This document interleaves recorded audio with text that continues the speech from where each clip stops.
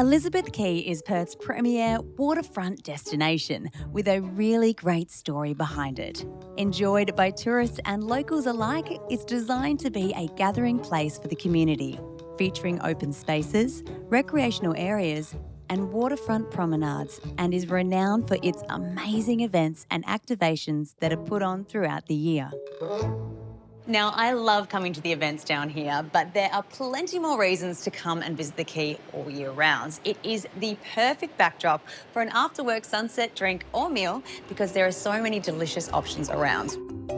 You can bring the kids down for an ice cream, give them a go on the carousel, or something you have to do is experience the art trail. It features some amazing Aboriginal art, including commissioned pieces like Spander, and this striking sculpture by artist Laurel Nannup called First Contact, which represents the arrival of Europeans to Perth from the perspective of the Noongar people.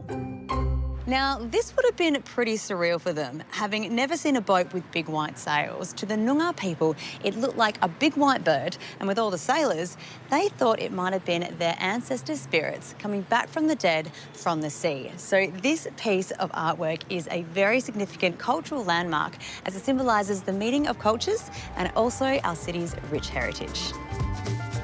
Another great story lies behind the island, which is located on the inlet's eastern edge. It was originally part of the Florence Hummerston Kiosk, a heritage-listed building that was meticulously dismantled, relocated and reconstructed at Elizabeth Quay.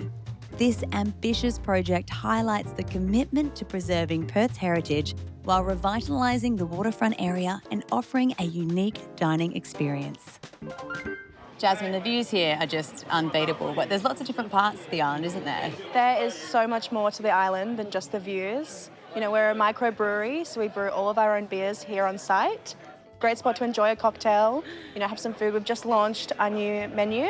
It's focused on modern Mediterranean dishes, showcasing WA's fresh produce. This is my vibe. This whole thing is amazing, but there are other, places to dine at the precinct as well, isn't there? There's something in the quay for everybody. We've got Amberjacks, which is more of a casual, relaxed fish and chips by the water.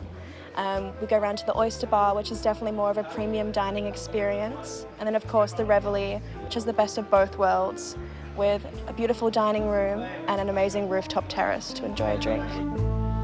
There are various buildings still being constructed around the quay, with some coming online this year, which will continue to elevate the precinct and give you more reasons to get down here.